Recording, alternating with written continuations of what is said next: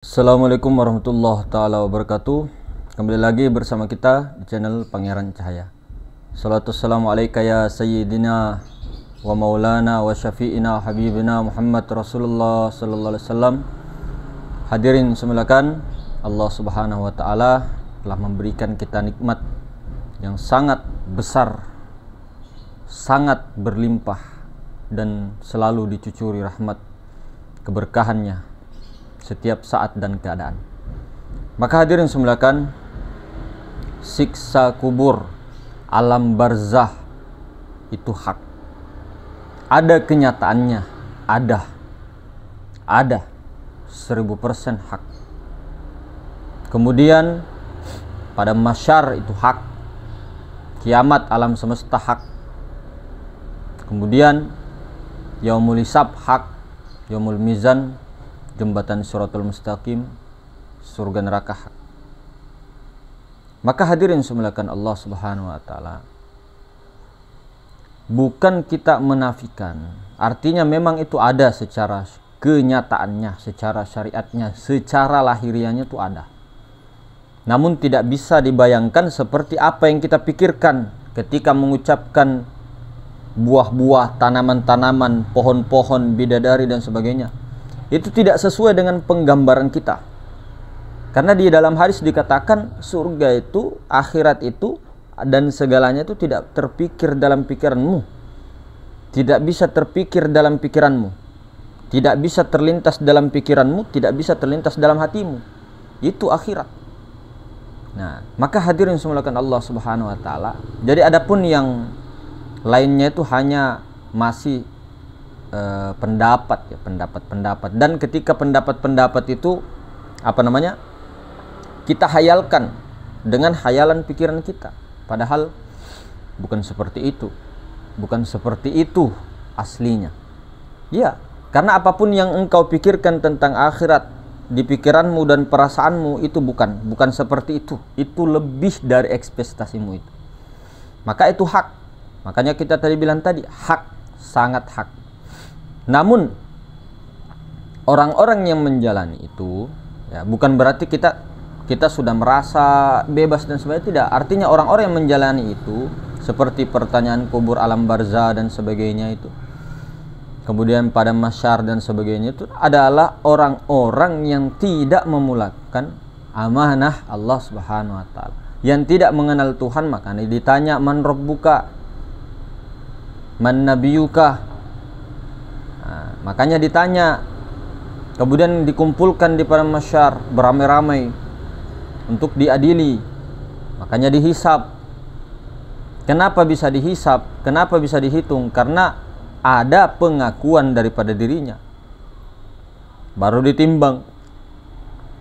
Nah, syukur-syukur lolos jembatan Shiratal Mustaqim. Kalau tidak, kena siksaan. Apanya yang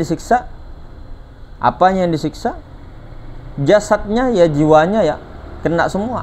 Kerasa nanti ya, seperti sekarang ini komplit. Nah, itu. Maka hadirin semulakan Allah Subhanahu wa taala, jangan sampai kita salah paham. Ya, salah paham bahwa kita tidak meyakini. Itu semua diyakini 1000%, 1 juta kali persen yakin, seyakin-yakinnya. Sudah jelas Allah Subhanahu wa taala tidak akan berbohong. Itu secara kenyataan ya pasti ada, secara batin ada. Nah, sekarang itu pun sudah terjadi hadirin semua. Sekarang surga sudah terjadi, neraka juga sudah terjadi. Artinya sudah ada kan, sudah siap. Secara memang kenyataannya, memang hakikatnya juga begitu. Kalau hakikatnya kan kita sudah tahu. Secara kenyataannya itu yang kita selalu menghayal kemana-mana, termasuk alam barzah dan sebagainya. Nah, maka hadirin semulakan, ya, makanya mohon maaf ya, di dalam ilmu tasawuf, terutama cabangnya adalah toriko yang ikut toriko itu, beliau atau kita yang pernah ikut toriko muktabaroh yang ditalkin oleh mursyidnya itu sejatinya berjalan sekarang berjalannya itu sekarang. Artinya dia sudah melewati alam barzah, dia sudah melewati pencabutan nafs. Dia ditalkin oleh mursyidnya itu secara syariat ya. Artinya secara syariat, secara hakikat ya, kalau mau dibilang tauhidnya ya Allah Ta'ala sendiri. Secara tasawufnya ya Rasulullah. Secara syariat gurunya, secara tasawufnya Rasulullah, secara hakikatnya ya Allah Ta'ala. Di mana?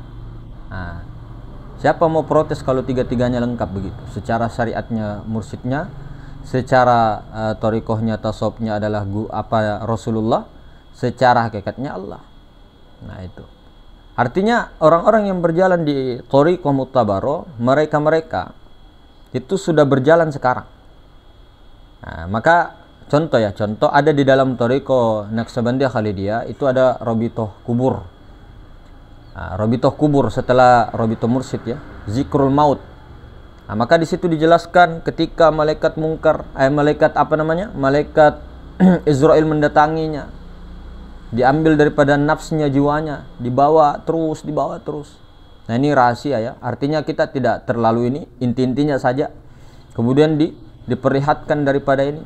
Meskipun seperti rasanya kita itu disuruh bayangkan, artinya itu kita ditalkin ke situ juga. Artinya sudah melewati itu. Minimal 1 kali seumur hidup. Nah, hakikatnya sudah melewati itu sekarang.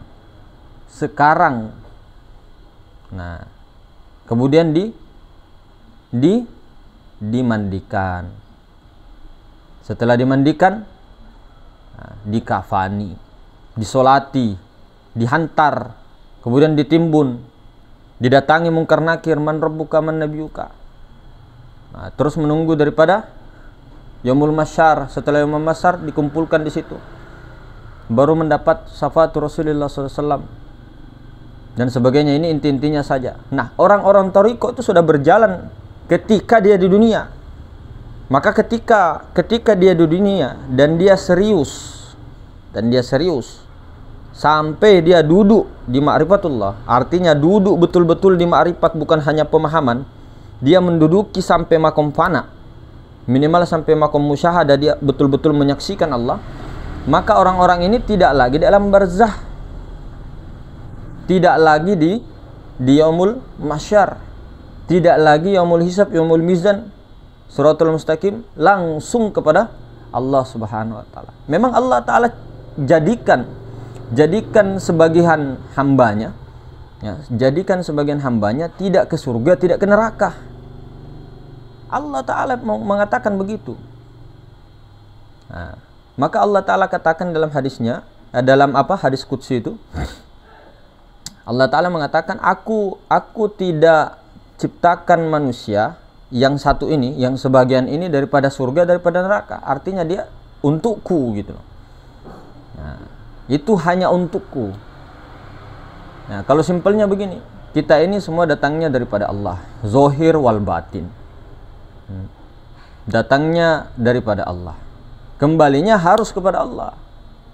Masa kita datangnya daripada Allah, kembalinya ke barzah, menunggu lagi sampai yaumul mahsyar, dianu lagi yaumul hisab, yaumul mizan lagi, baru baliknya ke surga atau neraka. Nah, ini berarti apa? Ada yang salah di sini.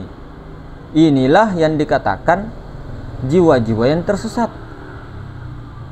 Artinya bukan kita mengatakan bahwa orang-orang yang singgah ini begini-begini, enggak. Artinya ini yang dikatakan tersesat itu kan tidak sampai kepada Allah, tidak pulang. Itu bukan yang kita masuk sesat semua orang, enggak. Artinya di sini secara hakikinya. Kalau hakikinya itu daripada Allah, daripada Maha Suci, harus kembali kepada Maha Suci. Kok kita kembalinya ke barzah? Lebih-lebih katanya hancur ke tanah. La ilaha. Kita dari tanah kembali ke tanah, ya karena kita berpikiran jasad ini dari tanah. Mana? Siapa yang bilang jasad ini dari tanah? Ini nur Muhammad, ini semua nyata. Siapa bilang dari tanah? Pernahkah kamu lihat orang lihat di depanmu langsung ciptakan tanah ini? Diurut, coba diurut itu dari air mani. Oke. Air mani dari mana? Air mani dari bapak. Dari mana itu semuanya? Daripada ubun-ubun bapak lagi. Daripada ubun-ubun ini, daripada alam ruh. Kemudian naik terus sampai kepada alam ahadiyah. Nah itu kalau mau hakikatnya. Jadi zohir batinkah itu semua daripada Allah. Baik itu wujud hakiki, wujud majazi kah, itu juga wujud majazi pun itu daripada Allah. Meskipun bayangan. Nah ini semua daripada Allah. Kenapa kita harus kembali kepada selain Allah? Itu secara hakikatnya. Namun secara syariatnya, artinya dari Allah kembali kepada Allah. Sekarang ini kita jangan selalu mengedepankan akuan kita. Harus dikembalikan sekarang itu, mati sekarang. Harus mengembalikan utang-utang, amanah-amanah yang telah Allah titipkan. Harus dipulangkan sebelum ajal batas kontrakan itu menjemput. Jadi kalau kita ini belum mengembalikan amanah daripada Allah Ta'ala sebelum ajal, ya jelas ditanyalah, untuk apa kau lakukan itu tanganmu, untuk apa kau perlihatkan itu matamu, mata itu kau yang aku akui matamu itu, untuk apa kau mendengar itu telinga, dari ujung rambut sampai ujung kaki itu, belum lagi hatimu dibelah, belum lagi kau pakai apa itu, dari ujung rambut sampai ujung kaki, belum lagi hati, belum lagi napasmu kamu ingatkan nggak kepada Allah. Belum lagi dikatakan banyak sekali hadirin, lama sekali. Maka itulah tadi di dalam ilmu tasawuf. Ini mohon maaf ya, ilmu tasawuf, ilmu termasuk tarekat ini kan bidangnya juga, cabangnya. Artinya berjalannya itu sekarang gitu loh. Di ilmu hakikat ma'rifat pun begitu. Jangan mengambil hanya syariat saja, batinnya juga ambil dong. Jangan juga batinnya diambil, syariatnya dibuang. Memang ada alam barzah. Jangan mengatakan alam barzah itu tidak ada. Alam barzah ada. Surga neraka ada. Mau percaya tidak percaya silakan. Hakikatnya surga neraka kan kita kan bicara hakikat. Hakikatnya adalah kesengsaraan dan kenikmatan. Syariatnya ya ada. Syariatnya ada. Kita ambil contoh kecil. Langit itu ada kan, ini di atasmu. Itu langit. Langit di diri juga ada. Bumi ada. Bumi di diri ada. Api, angin, air, tanah di sini ada. Di sini juga ada. Aras di sini, di luar nih ada, di sini juga ada. Malaikat di sana, di sini juga ada. Iblis di sana, di sini juga ada. Apa lagi yang kurang? Ini kan satu paket, bos. Ada di sini, ada di sini. Begitu nah. Kira-kira bisa dipaham? Jadi secara hakikatnya ke diri memang betul. Ketika kita merasakan kesengsaraan itu neraka. Apa yang membuat kita sengsara? Karena adanya kita, pikiran, perasaan itu. Karena inginnya rasa kita itu terlalu nafsu anania itu yang membuat siksa, membuat neraka dalam diri. Ketika kita senang terus surga selama-lamanya. Surga, kenikmatan. Tuh. Nah, sebagian orang tasawuf mengartikan surga itu Allah. Bukan surga yang kita maksud yang ini dan itu. Karena ada juga Al-Jannah itu nama Allah juga. Al-Jannah, Jannah, Jannatun Naim ka Jannatul Firdaus itu nama Allah. Jadi yang di syariat ambil batinnya, hakikatnya. Yang di hakikat jangan buang syariatnya. Kalau bisa dicampur, kenapa tidak? Kenapa tidak? Jadi itu memang, jadi begini. Pandangannya begini, memang ada, memang betul-betul ada. Alam barzah ada, yaumul mahsyar ada, yaumul hisab, yaumul mizan, telaga Kausar dan sebagainya tuh ada, Shiratal Mustaqim ada. Namun itu bagi orang-orang yang belum mengembalikan seutuhnya amanah yang telah Allah titipkan kepada si jiwa-jiwa itu. Itu berlaku, jiwa itulah yang akan ditanya nanti. Untuk apa kau gunakan itu? Man rabbuka? Siapa Tuhanmu? Siapa yang ditanya? Jiwa. jiwa, bukan jasad. Makanya jasad terkunci nanti, mulut itu tidak bisa berkata-kata. Bahkan jasad ini nanti akan menghakimi si jiwa itu. Kau pakai saya apa? Kau pakai saya apa? Kau akui. Mate meja. Si jiwa itu yang itu. Jasad ikut kesiksa juga. Tapi si jiwa itu yang merasakan. Jasad tidak merasa. Si jiwa itu yang sakit, merintih. Seperti orang mimpi itu. Nah, sakit itu. Nah, itulah jiwa-jiwa yang tersesat. Jiwa itu kan ruh juga, tapi bukan ruh idapi, bukan ruh kudus, tapi ruh ruhani, nafs. Makanya yang dipanggil sekarang itu adalah nafsul mutmainnah, jiwa yang sudah tenang. Tenangkan jiwamu itu, pikiran dan perasaan itu simpan di dalam pusar. Tenangkan. Berarti kita tidak pakai akal. Ada akal jasmania, ada akal nurania, ruhania, nurania, ada akal robbaniyah. Nah, akal robbaniyah inilah yang terkendalikan, yang tenang, kemudian dikendalikan oleh kesadaran. Sehingga dia berpikir sehat, ulil albab, orang-orang yang berpikir. Itulah yang dikasih Allah, diangkatnya dia, digelarinya orang-orang ahli hikmah, bijak dia, arif dia. Itu akal robbaniyah. Tapi kita ini akal yang selalu akal jasmania. Akal jasmania terus yang kita ini. Ketika berpikir sesuatu tergesa-gesa. Selalu maunya ini, maunya itu, pokoknya maunya ini. Nah, itu yang membuat kita sengsara. Nah, selama ini belum dipulangkan, ditekan terus dipulangkan sampai betul-betul tenang. Nah, tenangnya harus di jiwa yang suci. Harus menjadi jiwa yang suci. Bagaimana caranya? Pulangkan kepala tempat asalnya sekarang. Pulangkan kau punya jiwa, kau punya pikiran dan perasaan itu ke tempat asalnya. Di mana tempat asalnya jiwa? Nur Muhammad. Nur Muhammad di mana dia berasal? Dari zat Allah. Pulangkan sampai zat mutlak itu maha suci. Jiwamu itu sehingga dia suci. Sehingga dia tenang. Jiwa itu yang mau dikembalikan dulu, ditenangkan. Sehingga kalau itu sudah kembali, tidak ada lagi dinding. Nah, tubuh, hati, nyawa, rahasia itu langsung jadi hak milik Allah.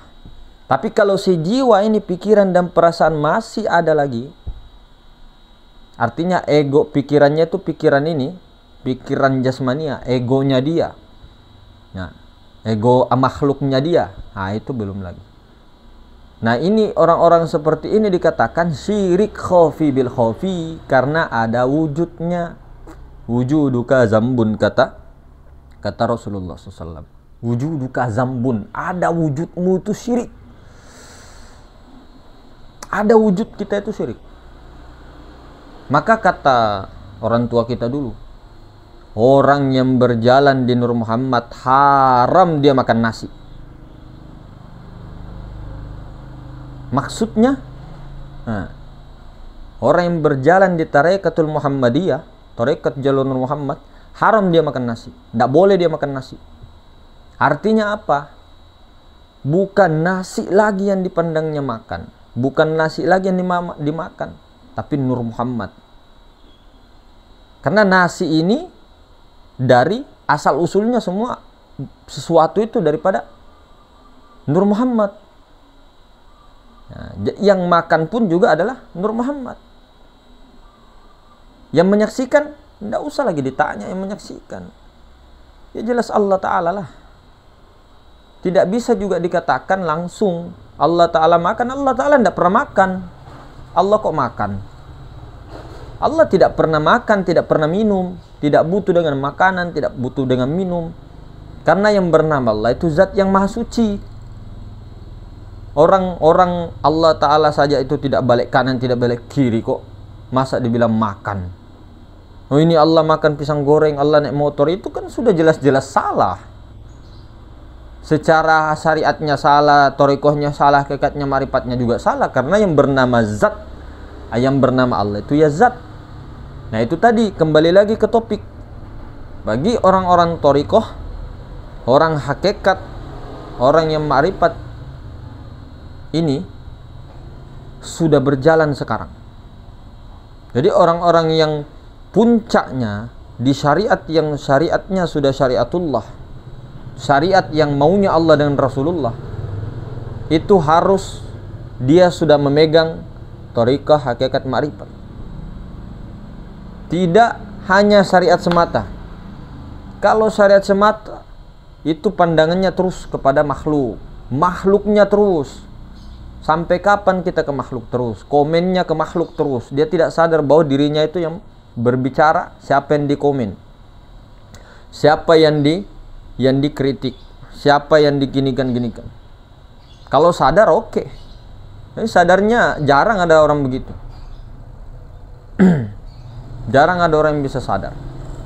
Kalaupun sadar itu luar biasa itu. 20% lah di antara yang lain. Yang dipandang makhluk terus sifat baharu.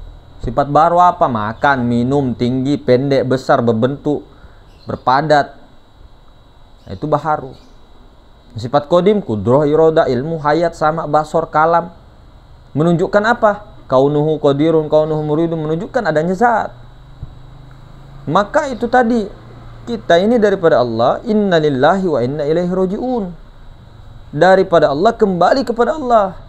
Secara sekarangnya ya sekarang ini kembalinya. Sehingga nanti ajalnya kita ini sudah selesai. Ya, mudah-mudahan Allah Ta'ala berikan husnul khotimah. Inilah husnul khotimah, kematian yang baik. Nah, mudah-mudahan, amin, semoga Allah Ta'ala kabulkan semua, ya. Ini secara syariat ya. Nanti langsung kepada Maha Suci. Jasad juga ya tetap keikut. Mana mungkin zat dengan sifat bercerai kemudian sifatnya mau meninggalkan af'al. Salah itu. Ada yang salah berarti. Ini af'al, gerak diam. Ini af'al. Geraknya af'al takluk kepada sifat kudroh. Kudroh sifatnya itu takluk kepada sang hidup. Jadi zat sifat asma af'al itu tidak terpisah di dunia sampai selama-lamanya. Di sini sampai nanti selamanya. Ketika sudah jadi itu harusnya jangan terpisah. Kalau terpisah ada yang salah. Makanya kena yang tadi. Makanya itu tadi orang thariqah ditalkin oleh mursyidnya. Mursyidnya itu sebagai Rasulullah secara tasawufnya. Kemudian dia itu si salik itu sebagai gurunya. Dia terganti. Dia terganti sebagai dirinya itu sebagai gurunya. Kemudian yang di depannya itu yang mentalkin gurunya itu terganti menjadi Rasulullah. Ini secara thariqah dulu ya. Beda lagi kalau jalur hakikat ma'rifat. Ini thariqah. Perhatikan.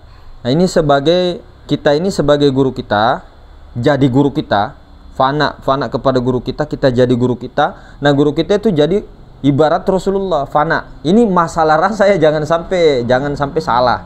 Nah, kemudian Rasulullah SAW secara hakikatnya itu membawa ini secara hakikat yang di depannya ini jiwanya itu untuk bertemu daripada Allah, melewati kematian, kemudian dimandikan, kemudian setelah dimandikan itu dikafani, setelah dikafani disolati.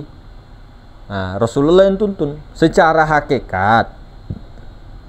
Setelah itu dikubur dan sebagainya. Nah, Rasulullah tetap menemani ketika Mungkar dan Nakir memanggil Rasulullah itu. Ini siapa? Kan begitu. Nah, setelah itu